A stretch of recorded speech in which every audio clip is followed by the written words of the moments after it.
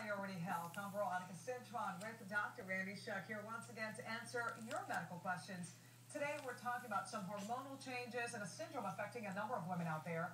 Here's a question Allison posted on our Facebook page. I would like to hear about treatment for polycystic ovarian disease. It's actually a syndrome, right? Yes, it is. It's a syndrome that has a whole bunch of problems related to it. The biggest issue really comes into play is an ovulation problem, so it affects fertility. And now this syndrome has lots of symptoms, so let's talk about the symptoms real quick. The biggest thing is infrequent periods, meaning that the periods, we don't have them as often as many as 8 a year. It's a smaller number, and so we have some problems with that. Excessive hair growth, that's because of the hormones, and actually the hormones, too many male hormones instead of female hormones.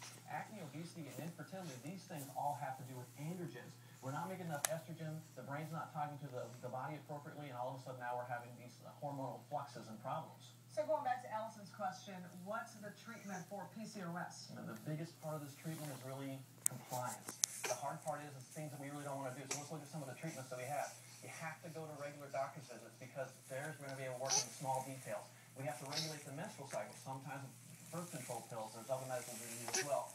There's a medicine called metformin or glucophage. Now this medicine is a diabetic medicine. It helps with insulin resistance, which is a metabolic problem we have that goes along with this. Spironolactone will help with hair, and then lifestyle modifications, the things that we hate to do, but the things we have to do. Every day we have to watch our diet, we have to exercise, and those things will make it so that our body works better, and the brain and the body works better together. All right, thank you, Dr. Schuck, for that great info, and thank you, Allison, for the question. Remember, we have all the info you need up